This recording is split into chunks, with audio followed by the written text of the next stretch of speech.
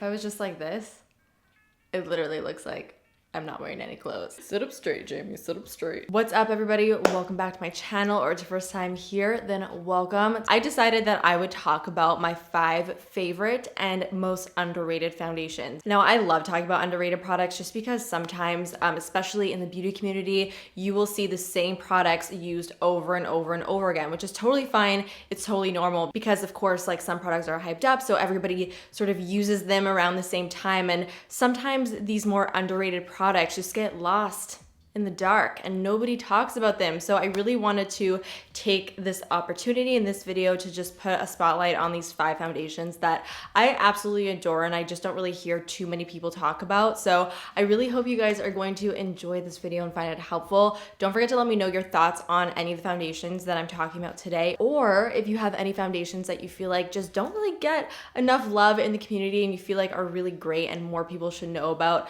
leave them down below so that other people could discover them. I will definitely be stalking the comments looking for some new foundation recommendations. So without further ado, let's get right into it. So before I begin, I just want to give a little disclaimer just to say that foundation is probably one of the most personal makeup items. I think we all know this, but I don't want you guys to forget that what may work for me and what I love may not always work for you, because it obviously depends on your skin type and just how your skin will react with that particular product. So I always recommend, especially with foundations, to pick up a sample so that you could see whether or not it works for you before you go out and purchase it. All right, so with that said, let's start off with the very first foundation. This Stellar Limitless foundation is everything. It's everything that I've ever wanted in a medium to full coverage foundation and more. It is what I'm wearing on my skin right now, by the way. I have always found it incredibly difficult to find a full coverage foundation that doesn't make me look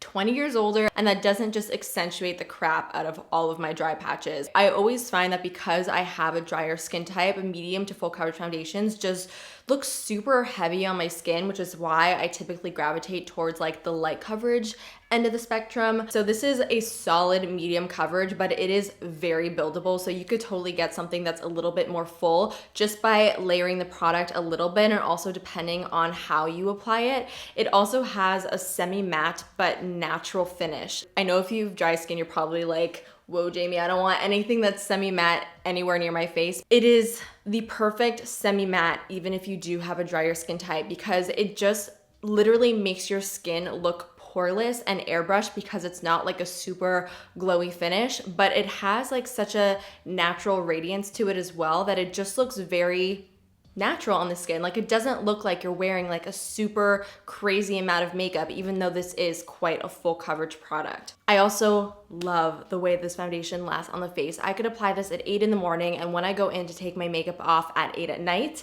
it literally still looks exactly the same as it did when I first applied it. It even looked better. This is the type of foundation that I feel like just starts to look better and better throughout the day, because once your natural oils start to come through, it just makes the foundation look even more natural looking and a little bit more radiant. As far as application goes, I like using this with both a beauty blender and a brush. I find that both methods sort of work really, really well. The beauty blender does shear it out slightly, so you are able to get a little bit more of a natural finish with it. And with both like application methods, I just find that it blends super easily. It melts into the skin with like very little effort, and there's not like one application that I really prefer over the other. They both work really well. So that's all I'm gonna say about this foundation. I adore it, obviously, as you guys can probably tell, and it's probably what I would recommend most in this video. So next up, I want to talk about the Natasha Genoa Face Glow Foundation, and this does have SPF 15 in it.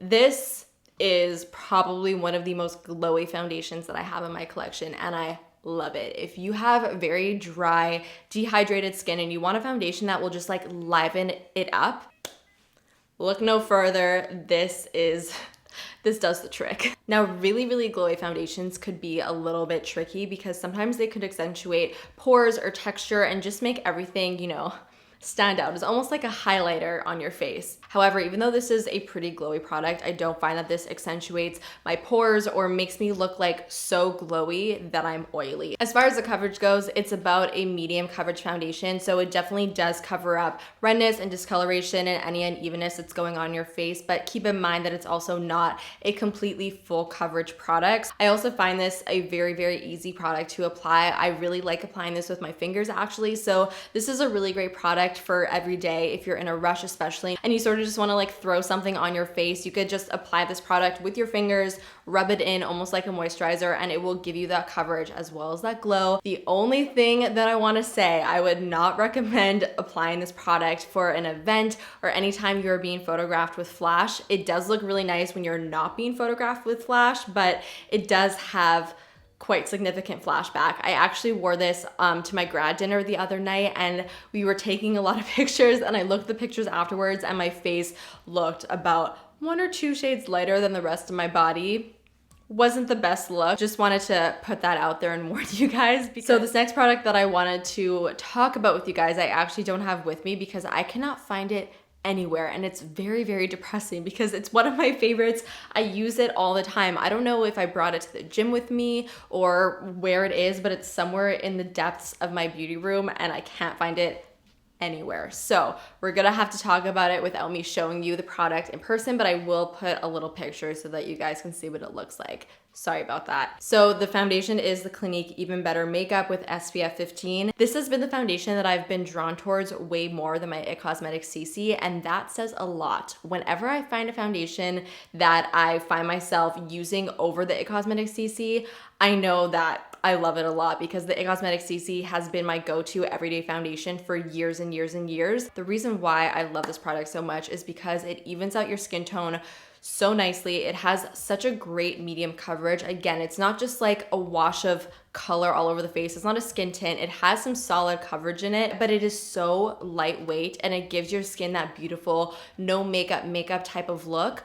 And it just perfects everything, and the finish is so beautiful. It's a very, very natural finish. It's not too glowy, it's not matte at all. It sort of just sits right in the middle, and it's just a really great, like, easy to wear type of foundation. And it does have an SPF of 15. Not enough to protect you during the day, but it's nice when your foundation does have a little bit of SPF. So next up, we got a drugstore foundation. This is the Covergirl Vitalist Elixir. Now this is a product that I really feel like is quite underrated from the drugstore. Not a ton of people talk about it except for like Raw Beauty Christy.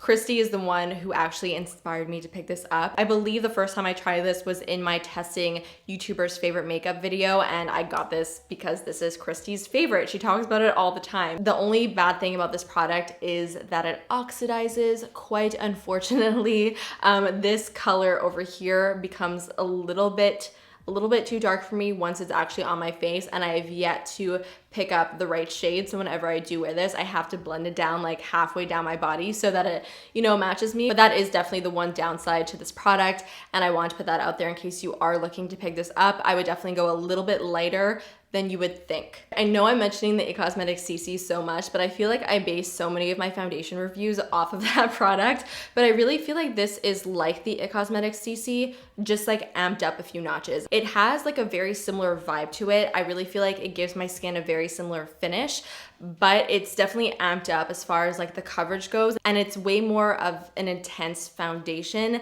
than just a tinted moisturizer. I feel like this foundation really just gives my skin a very like healthy, hydrated, almost plump look, which is just very, very flattering. And then lastly, it does come in a little pump, which is always very convenient. Last but not least, I want to talk about my Burberry Fresh Glow foundation. Now, I have personally spoken about this product quite a few times in a few videos, so it's not really underrated per se on my channel, but I do feel like it is underrated overall. I don't really hear too many people talk about this product, and it is such a beautiful, again, very natural, fresh looking foundation. Obviously, you guys could probably tell what types of foundations I like. I really like foundations that have coverage but are still really fresh and just lightweight looking on the skin. I don't like anything too matte or too heavy, and this really just fits the bill for me. It's another one of my favorite everyday foundations. It's very, very, very lightweight, and it also has a little bit of a glow to it, but it's really not overpowering at all. I do think if you do have oily skin, this wouldn't be too glowy at all. I wouldn't let that name sort of scare you off. This is also the foundation that I mix with everything, and I always find that it creates such a pretty combo no matter what I mix it with. This will take a very, very matte full coverage foundation and it will just transform it into something that looks very nice on the skin, like a little bit more natural looking, a little bit more glowy. It just always makes everything look so good. Like, this is my master mixer foundation. Not that this should be like a total selling point, but the packaging is also stunning. I mean, I would hope so. It is definitely a pricier foundation, and I really love the little pump that it has. I love the little Burberry cover. This would look so pretty on a vanity. Just saying. The color that I use, by the way, is number 12, and it matches me perfectly. It's a little bit yellow, but it still works really, really nicely. So that, guys, finishes off today's video. Those are the 5 foundations that I believe to be underrated and that I feel like more people should be talking about because they're so nice. I hope you guys enjoyed today's video. Don't forget to let me know all of your thoughts down below as per usual. Give it a big thumbs up if you enjoyed it, of course, and subscribe if you're not subscribed already, and I will see you guys in the next one. Bye.